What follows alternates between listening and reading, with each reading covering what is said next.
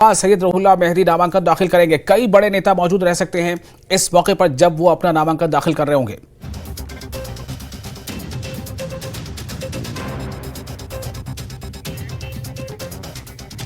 और हमारे साथ जुड़ चुके हमारे रिपोर्टर आबिद सीधे तौर पर इस खबर पर ज्यादा जानकारी के साथ। आबिद, हमें बताएं क्या शेड्यूल है, क्या वो पहुंच चुके हैं आगा सैयद रुहुल्लाह नॉमिनेशन फाइल करने के लिए? बिल्कुल विशाल, क्योंकि टाइम 11 बजे के बाद का है और अभी हम उनकी रिहाइश गाह के बाहर है। यहाँ पर रैलियां शुरू होगी।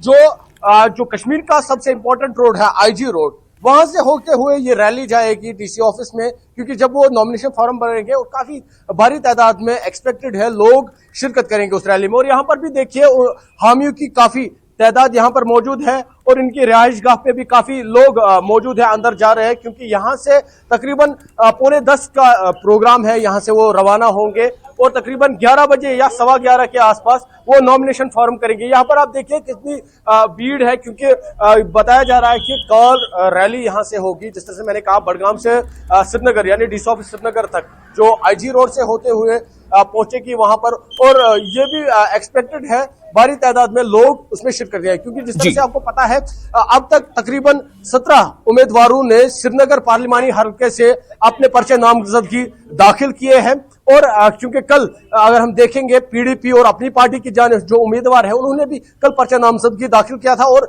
एनसी की जानिब से जो आगा सैयद रुहुल्लाह मेहदी श्रीनगर के कैंडिडेट है वो आज फॉर्म सबमिट करेंगे। क्योंकि काफी लोग हैं विशाल, कोशिश करेंगे हम इनसे भी बात करने की। मुझे अपना नाम बताइए। आबिद साहब, मुझे बताइए, आप आगा सैयद रुहुल्लाह मेहदी के साथ है, क्यों है, क्या वजह है, क्यों आप एनसी को सपोर्ट कर रहे हो और आगा रुहुल्लाह को सपोर्ट कर रहे हो? देखिए, आजकल फेसबुक है, सोशल मीडिया है, बहुत सारे प्लेटफॉर्म्स मौजूद हैं जिससे हम इंफॉर्मेशन कलेक्ट करते हैं कि कौन से लीडर में क्या खासियत है। आगा रुहुल्लाह में हमने देखा 2019 से कि ये कश्मीर की शनाख्त की बात कर रहे हैं। 2019 5 अगस्त जो हमारी शनाख्त चुनी गई, वहां से लेकर आज तक बात कर रहे हैं। और आज हमें ये एहसास है कि उनको एक प्लेटफॉर्म मिलने जा रहा है पार्लियामेंट, जिसमें ये हमारी शनाख्त की बात करेंगे। हमारे साथ जो बर्ताव किया गया 5 अगस्त 2019 को, उस शनाख्त की बात करेंगे पार्लियामेंट में।